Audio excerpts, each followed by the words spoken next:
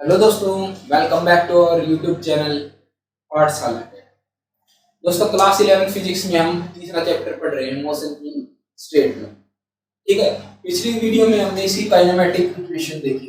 ये इक्वेशन कौन कौन सी थी दोस्तों? काइनेमेटिक्स की 3 इक्वेशन थी इसकी।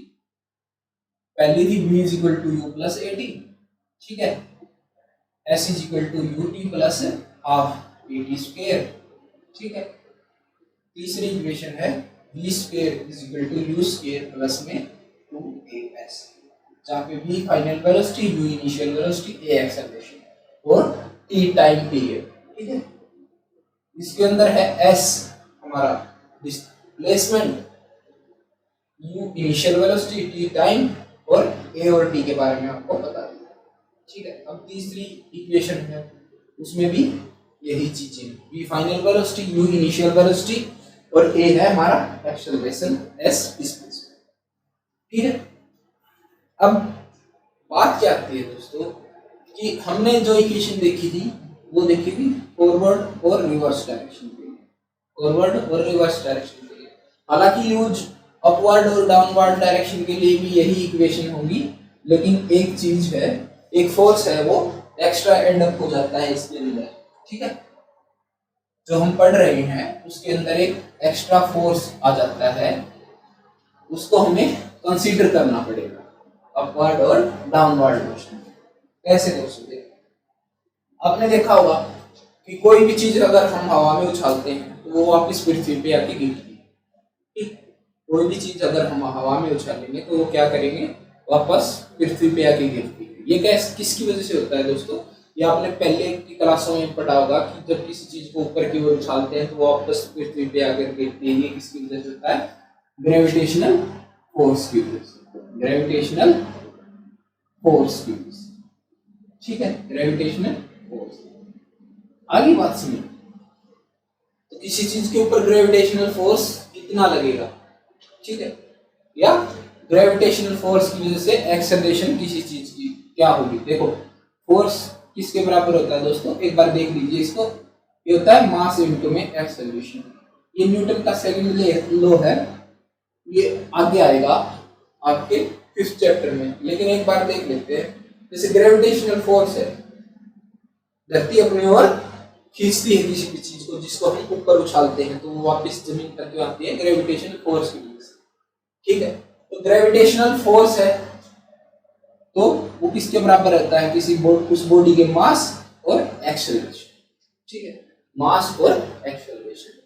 तो एक्सेलरेशन ग्रेविटेशनल फोर्स के केस में क्या होती है दोस्तों? जी होती है, ठीक है, उसकी वैल्यू होती है जी। आगे बात सुनिए, फोर्स किसके इक्वल होता है दोस्तों? मास इनटू में एक्सेलरेशन। ये होता है फोर्स का फार्मूला, ठीक है। तो एक्सेलरेशन ग्रेविटेशनल फोर्स के केस में होती है जी के बराबर, ठीक है। यहाँ पे ए किसके बराबर होगा दोस्तों? जी के बराबर, और इसकी वैल्यू क्या होगी? जी इज इक्वल टू 9.8 मीटर पर सेकेंड स्क्वायर, ठीक है। अब एक्सेलरेशन क्या बताया था दोस्तों? ऐसी क्वांटिटी होती है वेक्टर क्वांटिटी। तो एक्सेलरेशन की डायरेक्शन क्या होगी दोस्तों? हमेशा होगी towards the earth, towards the centre of earth, ठीक है, towards the centre of earth के सेंटर की तरफ इसकी जो एक्सेलरेशन है ग्रेविटेशनल फोर्स के कारण जो एक्सेलरेशन होगी वो किसकी तरफ होगी? Towards the centre of earth. आगे बात समझिए, और वैल्यू क्या होगी? जी इज इक्वल टू 9.8 मीटर पर सेकंड स्क्वायर, ठीक है। अब देखो, एक एग्जांपल लेके समझते हैं इसको कैसे आएगा।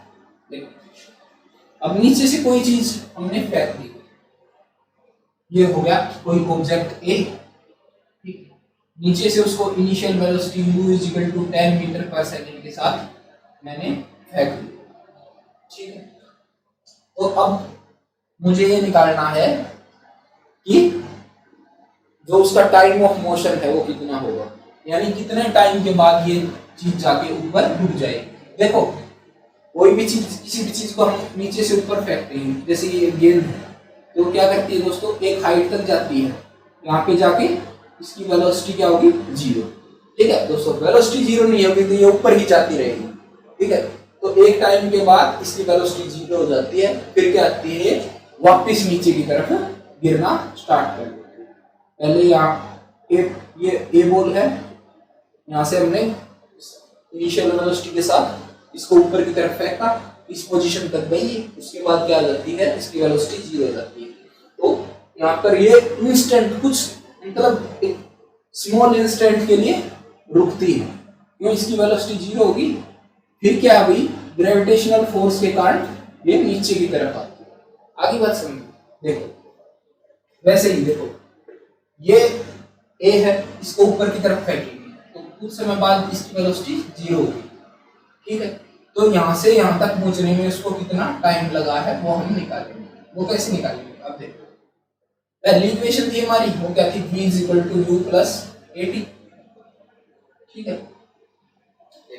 v हमारी फाइनल वेलोसिटी क्या होगी 0, u क्या होगी 10 मीटर/सेकंड। अब देखो माइनस क्यों दिया, एक्सेलरेशन ड्यू टू ग्रेविटी की डायरेक्शन क्या बताई थी, नीचे की तरफ। और ये बॉडी मूव कर, ऑब्जेक्ट मूव किस तरफ कर रहा है, ऊपर की तरफ, तो डायरेक्शन के अंदर क्या आएगा भी माइनस। यानी मोशन के अपोजिट अगर एक्सेलरेशन लग रहा है तो उसको रिटार्डेशन भी बोलते हैं, ठीक है। अगर आपकी बॉडी इस तरफ मूव कर रही है और एक्सेलरेशन इस तरफ लग रहा है, ठीक है, तो इसको क्या बोलेंगे भाई, रिटार्डेशन, ठीक है। यानी ये इसकी मोशन को अपोज कर रही है, तो डायरेक्शन क्या लेंगे हम माइनस। तो एक्सेलरेशन क्या होगा भाई 9.8, ठीक है। या फिर आप इसको न्यूमेरिकल सोल्व करना है तो इसको पूरा 10 मान लीजिए, ठीक है, आपको सोल्व करने में आसानी होगी, ठीक है। अब निकालना है हमें क्या, t, तो tan t = 10, तो t की वैल्यू क्या आ गई भाई 1, यानी 1 सेकंड के लिए 1 सेकंड में ये नीचे से ऊपर जा, 1 सेकंड के लिए नीचे से ऊपर जाएगी, उसके बाद ये स्टॉप हो जाएगी, ठीक है भाई। अब देखो यहाँ पे ये स्टॉप हो गई, 1 सेकंड चलने के बाद यहाँ पे स्टॉप हो गई। आगे जो बात समझ में, ये टाइम निकाल दिया हमने, ठीक है, 1 सेकंड इसका टाइम पीरियड है, ठीक है। कितना टाइम इसने मूव किया है वो है 1 सेकंड। अब ये निकाल लेंगे कि इन दोनों के बीच की दूरी कितनी है, डिस्प्लेसमेंट। डिस्प्लेसमेंट के लिए कौन सा फार्मूला लगाते हैं, s = ut प्लस में हाफ at², ठीक है भाई। तो s कैसे, देखो s a की वैल्यू, u की वैल्यू क्या थी 10, a की वैल्यू 1 माइनस, अब की बार भी एक्सेलरेशन किस तरफ है भाई, नीचे की तरफ, ठीक है। तो हाफ a की वैल्यू 10 ले ली और t² यानी 1 का स्क्वायर 1 आ गया भाई। s = ये क्या हो गया 10 माइनस में 1/2 मीटर में 10 कितना होगा 5, और 10 - 5 = 1। तो कितनी ऊंचाई तक जाएगी भाई ये 5 मीटर, ठीक है। नीचे से हमने इनिशियल वेलोसिटी 10 मीटर/सेकंड से फेंका है, तो पहले इक्वेशन से हम क्या निकालेंगे, टाइम निकालेंगे इसका। कैसे, इनिशियल वेलोसिटी इनिशियल वेलोसिटी तो 10 है, फाइनल वेलोसिटी हमारी इसी हाइट पे जाने के बाद ये रुकेगी, तो क्या होगी 0। एक्सेलरेशन क्या मान लिया, एक्सेलरेशन क्या होगा g की वैल्यू न्यूमेरिकल के लिए हमने 10 ले ली, एक्चुअल रियल वैल्यू कितनी होती है 9.8 मीटर/सेकंड, ठीक है। तो न्यूमेरिकल के लिए 10 ले ली, तो यहाँ पे टाइम पीरियड है वो क्या आ गया हमारा 1 सेकंड। अब ये देखना है हमें कि ए है वो जब रेस्ट में आई थी तब तक उसने कितनी दूरी तय कर ली थी। देखो s = ut plus half at², ये फार्मूला लगेगा। s डिस्प्लेसमेंट है, इनिशियल वेलोसिटी 10 है, टाइम पीरियड हमारा कितना है 1 सेकंड, माइनस में क्यों, देखो एक्सेलरेशन ड्यू टू ग्रेविटी किस तरफ है, इस तरफ, और जी मोशन किसका अभी मोशन किस तरफ है, इस तरफ, और डायरेक्शन क्या आएगी अपोजिट, माइनस आ गया भाई। तो 10 और t की जगह 1 पुट करेंगे तो इसका स्क्वायर क्या आएगा भाई 1 ही आएगा ना, 1 का स्क्वायर, तो क्या आ गया 10 माइनस में 5, तो डिस्प्लेसमेंट हमारी होगी 5, ठीक है। आगे बात सुनिए, अब यहाँ तक तो हो गया भाई ऊपर जाने वाला मोशन, ठीक है, ऊपर जाती है जब ये चीज, तब उसके ऊपर कैसे इक्वेशन काम करेगी। अब देखेंगे कि जब कोई चीज नीचे की तरफ आती है तब उसके ऊपर कोई चीज है, सॉरी इक्वेशन है, वो इस प्रकार से हम सोल्व करेंगे उसको। देखो अभी कोई चीज ऑब्जेक्ट है ए, ठीक है, नीचे से ऊपर की तरफ फेंका, उस टाइम बाद इसकी वेलोसिटी ऊपर जाके 0 होगी, तो ये नीचे तो आएगा किसकी वजह से, एक्सेलरेशन ड्यू टू ग्रेविटी की वजह से। अब देखो इस केस में भाई इसके ऊपर और कोई फोर्स नहीं लग रहा भाई, इनिशियल वेलोसिटी क्या होगी इसकी 0, यानी उसको कोई इनिशियल वेलोसिटी दे नहीं रहा, ठीक है, सिर्फ एक्सेलरेशन लग रही है, वो किसकी वजह से अभी, एक्सेलरेशन ड्यू टू ग्रेविटी। अब एक्सेलरेशन क्या है भाई 9.8 मीटर पर सेकंड स्क्वायर, और क्या ले लेंगे 10 मीटर पर सेकंड, ठीक है। अब देखो नीचे आने में इसको कितना टाइम लगेगा, फिर से वही इक्वेशन बनाएंगे v = u + a। अब एक चीज देखो भी, इसके अंदर हमें v की वैल्यू नहीं पता है, u की वैल्यू पता है, a की वैल्यू पता है, और p की वैल्यू भी नहीं पता। तो मैथ में आपने पढ़ा होगा कि एक इक्वेशन से एक ही वेरिएबल हम निकाल सकते हैं, ठीक है। तो और दूसरी इक्वेशन कौन सी है जिससे u और v आ सकता है, ठीक है। तो हमें क्या क्या पता है, u का पता है और a का पता है। हमारे पास इक्वेशन देखो s = ut + ½ at²। इसके अंदर भी हमारे पास कितने अननोन है, s अननोन है और t अननोन, यहाँ भी 2 अननोन हो गए। अब यहाँ देखते हैं दूसरे एक और इक्वेशन है v = u² प्लस में 2as, यहाँ पर भी 2 अननोन है, s और v। अगली बात सुनिए, तो इसके लिए हमें एक चीज और लेनी पड़ेगी, ठीक, एक चीज और लेनी पड़ेगी। अब पिछले वाले एग्जांपल से लें तो टाइम कितना आया था भाई हमारा 1 सेकंड, ठीक है, 1 सेकंड आया था भाई। तो अब मान लेते हैं 1 सेकंड आया था, तो यहाँ से हम फाइनल वेलोसिटी निकाल सकते हैं v = u क्या हमारा 0 प्लस में a की वैल्यू कितनी है भाई 10 × में t की वैल्यू कितनी आ गई 1, तो नीचे पहुंचेगा तब उसकी वेलोसिटी क्या होगी भाई 10 मीटर पर सेकंड, ठीक है, नीचे पहुंचेगा तब उसकी वेलोसिटी क्या होगी भाई 10 मीटर पर सेकंड, ठीक है। अब इसके अंदर s, ठीक है, s वैसे ही निकल जाएगी ना भाई, u की वैल्यू पुट कर देंगे, t की वैल्यू पुट कर देंगे और ये वैल्यू पुट कर देंगे तो s हमारी आ जाएगी। कैसे देखो u हमारा 0 है भाई, तो ये टर्म है ये तो 0 होगी, हाफ, इसकी वैल्यू कितनी है 10 × में t², t की वैल्यू है 1, ठीक है, t की वैल्यू है 1। अगर t की वैल्यू 1 लेते हैं तो क्या आएगा भाई यहाँ पे, ये आ गया s = 5।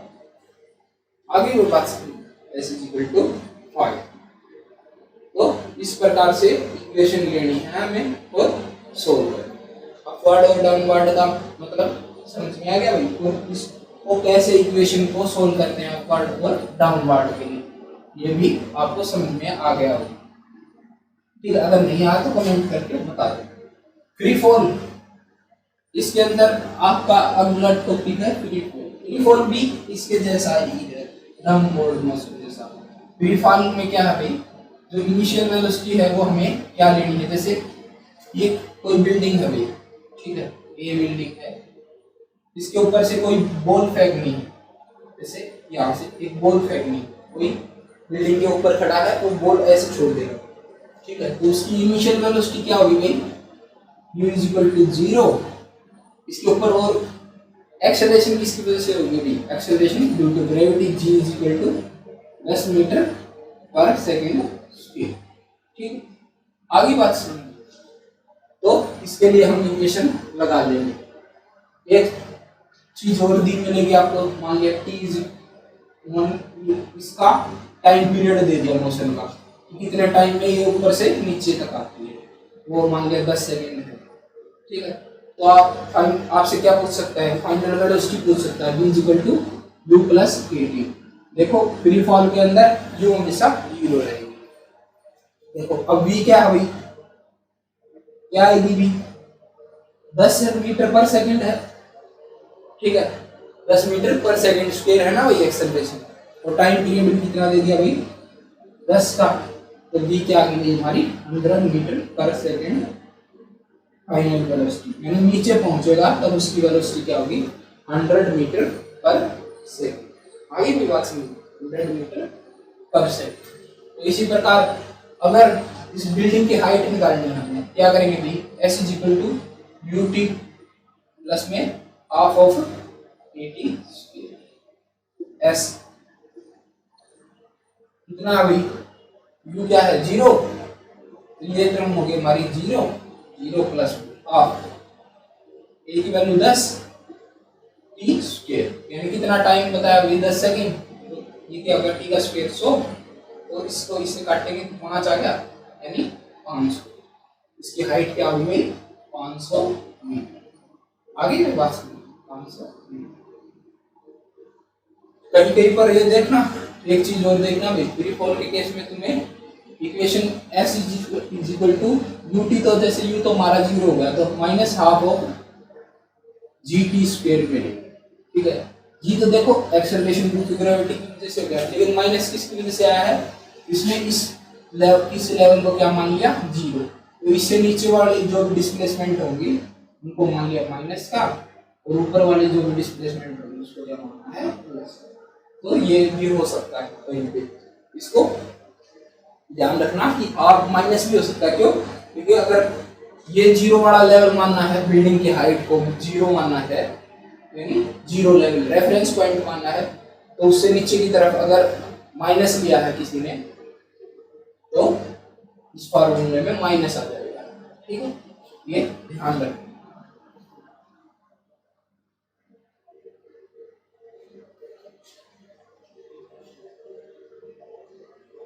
आगे की बात समझिए, आगे करते हैं भाई, थोड़ा सा और रहता है इसका, रिलेटिव वेलोसिटी रहती है, ठीक है, और एक है रिएक्शन टाइम। पहले रिएक्शन टाइम ही देख लेते हैं, रिएक्शन टाइम क्या होगा।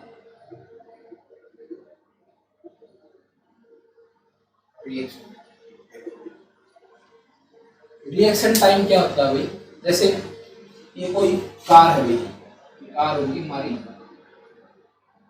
चल रही है किस साइड, इस साइड। अब ड्राइवर ने क्या किया भाई, सामने एक बच्चा आ गया, ठीक है, शरारती बच्चा आ गया, रोड पे आ गया, तो ड्राइवर को ये दिखाई देगा, दिखाई देगा भी, ड्राइवर को दिखाई देगा और वो ब्रेक मारेगा। तो ड्राइवर को जब बच्चा दिखाई दिया और ब्रेक जब उसने मारे, तो उसके बीच में जो टाइम होगा उसको बोलते हैं भाई रिएक्शन टाइम, रिएक्शन टाइम। आगे भी बात सुनिए, हालांकि ये जो टाइम है वो बहुत स्मॉल होता है, जी, टाइम है वो बहुत स्मॉल होता है। आगे बात सुनिए, तो रिएक्शन टाइम है उसको लगभग जब हम न्यूमेरिकल करते हैं तो उसको नेग्लेक्ट कर दिया जाता है। क्यों, क्योंकि देखो आप कोई गाड़ी चला रहे हो, आपको सामने बच्चा दिखाई देगा और आप ब्रेक मारोगे, तो आपको बच्चा दिखाई दे रहा है और ब्रेक मार रहे हैं, उसके बीच में कितना टाइम होगा आप अज्यूम करके देख सकते हैं इस बात को। वो टाइम पीरियड है वो बहुत स्मॉल होता है, ठीक है, उसको मान लिया टी आर से लिखेंगे, तो टी आर है वो बहुत स्मॉल होता है, इसको हम नेग्लेक्ट कर सकते हैं जब हम न्यूमेरिकल प्रॉब्लम करेंगे, ठीक है, न्यूमेरिकल करेंगे तब क्या करेंगे भाई, इसको नेग्लेक्ट कर देंगे, ठीक है।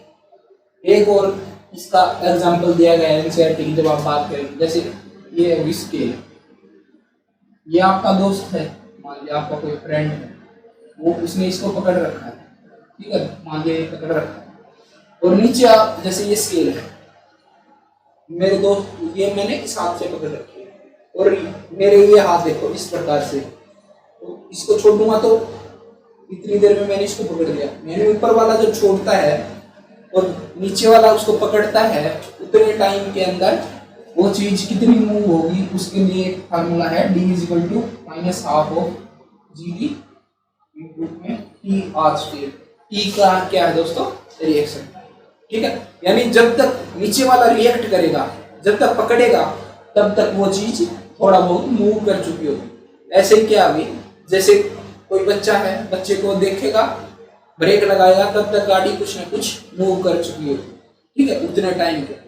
हालांकि वो टाइम बहुत कम होता है, लेकिन थोड़ा बहुत मूव कर चुकी होगी गाड़ी। ऐसे ही क्या है, जैसे ये है मार्कर है, मार्कर को हम ऊपर से छोड़ते हैं। देखो मेरा ये हाथ नीचे वाला ये है, तो ऊपर से छोड़ूंगा, इसको इससे पकड़ूंगा, तो रिएक्शन किया है ना मैंने, ऊपर से छोड़ा है इसमें, तो मेरे को पकड़ने में और इसको ऊपर से छोड़ने में जितना टाइम लगाया है, दोनों के बीच का जो टाइम होगा उसको बोलते हैं रिएक्शन, ठीक है।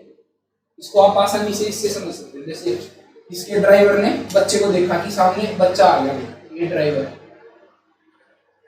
ये झट से ब्रेक लगाएगा, तो देखने और ब्रेक लगाने में जितना टाइम होगा उस टाइम इंटरवल को बोलते हैं रिएक्शन। हालांकि बहुत स्मॉल होता है। अब लास्ट आते हैं अभी रिलेटिव वेलोसिटी। रिलेटिव वेलोसिटी क्या होगी, ठीक है, रिलेटिव वेलोसिटी।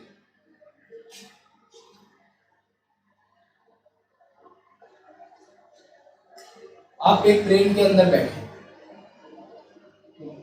वो ट्रेन v वेलोसिटी से इस साइड मूव कर रही है और दूसरी ट्रेन v है, वो इससे v वेलोसिटी से मूव कर रही है। ये चीज तो आपने देखी होगी। जैसे आप एक ट्रेन के अंदर बैठे, तो v है वो पीछे से आके आपकी ट्रेन को क्रॉस करके निकल जाएगा, ठीक है।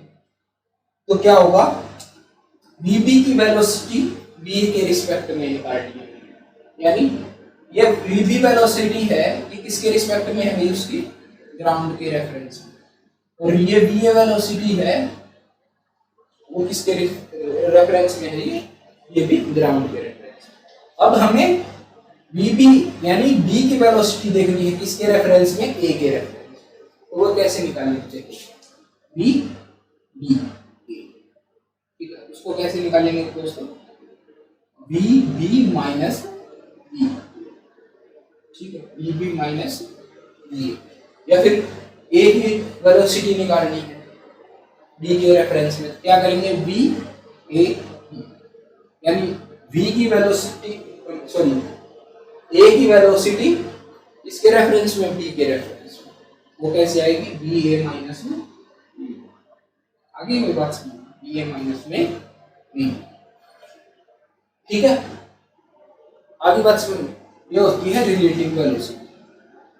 डिस्प्लेसमेंट की बात करें, डिस्प्लेसमेंट वाली इक्वेशन से इस चीज को देखें तो ये कैसे आए, देखो डिस्प्लेसमेंट की इक्वेशन से एक बार इसको निकाल के देखते हैं कैसे आए। इसकी initial displacement x is equal to a, 0 पे कुछ इसकी इनिशियल डिस्प्लेसमेंट ले लो, x is equal to b, x b is equal to b नहीं, x b इसकी इनिशियल डिस्प्लेसमेंट, ठीक है, x a इसकी इनिशियल डिस्प्लेसमेंट। तो कुछ टाइम t के बाद इसकी डिस्प्लेसमेंट क्या होगी भाई, इसकी x a, सॉरी इसको ऐसे लिखेंगे x a इनटू में ये ब्रैकेट में t, तो क्या होगी उसकी इनिशियल डिस्प्लेसमेंट प्लस में वेलोसिटी ऑफ a इनटू में t। आगे भी बात सुनिए, वेलोसिटी ऑफ a इनटू में t, यानी ये तो इसकी इनिशियल डिस्प्लेसमेंट थी और t टाइम के लिए उसने v वेलोसिटी से मूव किया, तो ये एक्स्ट्रा डिस्टेंस डिस्प्लेसमेंट है वो ऐड हो जाएगी। अब देखो x b at time t क्या होगा भाई, एक्स बी की इनिशियल डिस्प्लेसमेंट यानी टी इज इक्वल टू 0 पे उसकी जो डिस्प्लेसमेंट थी प्लस में वी बी इनटू में टी, सॉरी हाँ वी बी इनटू में टी, यानी वी बी वेलोसिटी से उसने टी टाइम तक मूव किया, ये आ गई उसकी फाइनल डिस्प्लेसमेंट, ठीक है। अब इसकी एक्स बी माइनस में एक्स ए वो निकालते हैं, वो कैसे आएगी देखो, एक्स बी 0 माइनस में एक्स ए 0 प्लस में v b minus b a into में टी। ठीक है भाई, तो जो दोनों की फाइनल डिस्प्लेसमेंट है एट टी पे यानी x b at t minus में एक्स ए एट टी, इसको क्या लिख सकते हैं एक्स बी एट, इसको ऐसे लिख सकते हैं यानी एक्स बी की displacement relative to x a, sorry b की displacement relative to a at time t, ये होगी। ठीक है, आगे बात सुनिए, एक्स बी 0 और माइनस में एक्स ए 0 प्लस में b b minus b a at t में टी। आगे कोई बात सुनिए, ये आ गया हमारा फार्मूला रिलेटिव डिस्प्लेसमेंट। ठीक है, रिलेटिव डिस्प्लेसमेंट।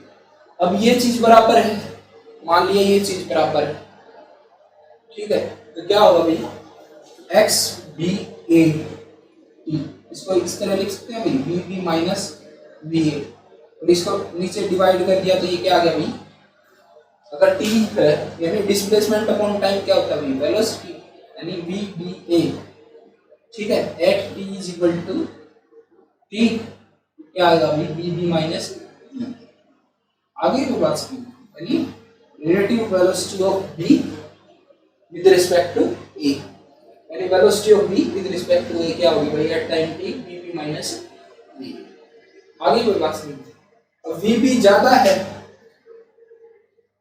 बी ए से, अगर वी बी ज्यादा है बी ए से तो ये क्वांटिटी होगी प्लस की, अगर कम है ये क्वांटिटी होगी माइनस, यानी देखो अब बी हमारी ज्यादा है।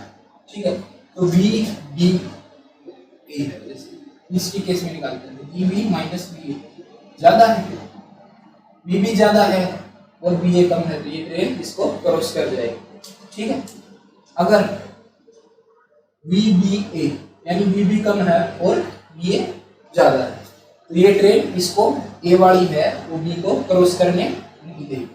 आगे बात सुनिए, यानी इसकी वेलोसिटी अगर माइनस है तो इसका मतलब क्या है वी बी ए, देखो एक चीज अगर वी बी ए माइनस दे रखा है इसका मतलब क्या है कि जो वी बी की वेलोसिटी है वो ए की वेलोसिटी से कम है, यानी बी की वेलोसिटी है वो किससे कम है भाई ए की वेलोसिटी से कम है।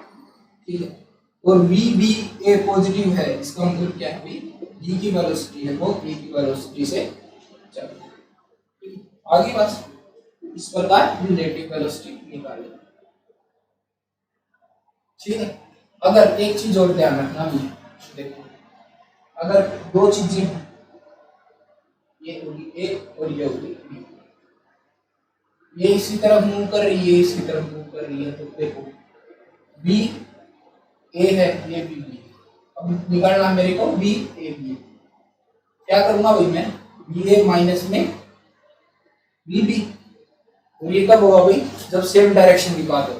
लेकिन यहाँ पे देखो क्या है भाई बी ए माइनस में बी बी की वेलोसिटी क्या है भाई बी ए के अपोजिट डायरेक्शन में, तो माइनस माइनस क्या होगा भाई प्लस, ये माइनस और ये माइनस में क्या होगा भाई प्लस। तो बी ए माइनस बी बी ये किसके लिए फार्मूला भाई जब ए की डायरेक्शन के अंदर मूव करते हो, लेकिन अपोजिट डायरेक्शन है तो प्लस आ जाएगा। ठीक है, आगे बात सुनिए, अपोजिट डायरेक्शन है तो प्लस आ जाएगा।